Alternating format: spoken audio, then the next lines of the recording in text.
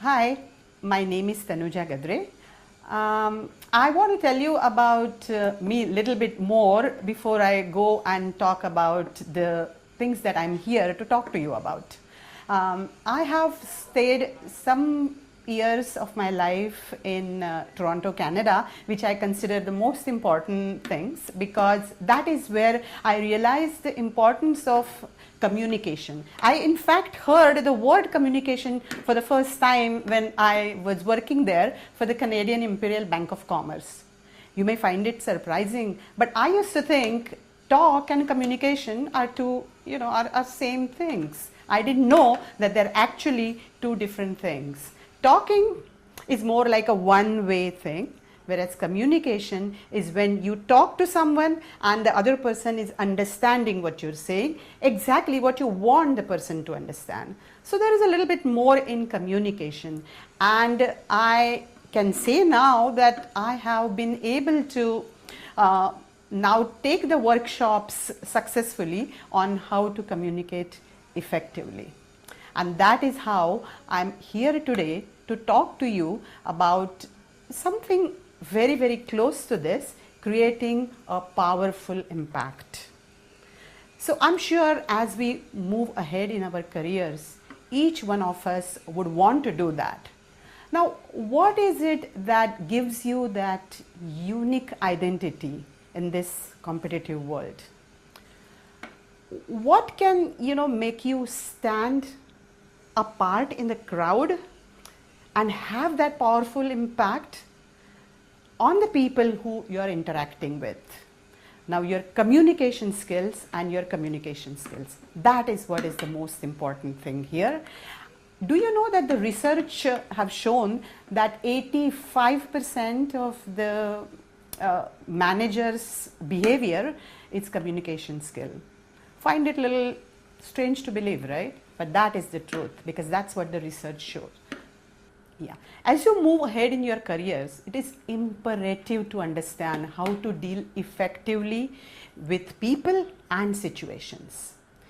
Awareness about your own strengths and weaknesses is also very, very important while communicating effectively. It helps you juggling when people have those varied expectations from you. Very, very challenging task indeed. But I am here to help you in, going close to what you call taking your communication to the next level. What we are talking here is talking, then communicating effectively, and now we are talking about taking your communication skill to a level where with customers, peers and superiors, it will enable you to develop your personal brand identity and create a niche for yourself in the organization. Isn't that what you want? This workshop has been especially designed keeping you in mind, and your needs are focused, and we are also going to get you equipped with a tool on how to create a powerful impact. Spend this day today for identifying areas of your development, and remember, the focus should be you. Now,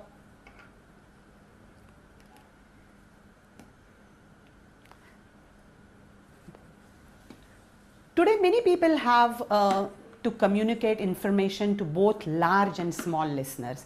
Sometimes there are small meetings where you are addressing only to your team, or if you are on a higher post, then it's the meeting with either your board of directors or the managers.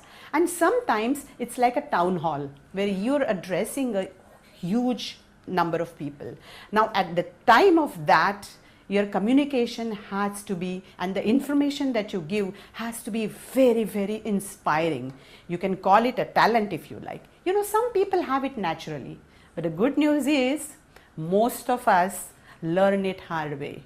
Do you know, again, the research is that 10% only is the talent and 90% is the sheer hard work.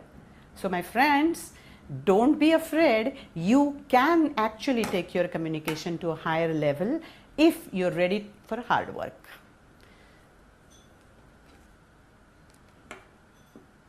No matter the kind or the type of information you communicate, you always have to make sure that your message is understood and your listener is enthusiastic.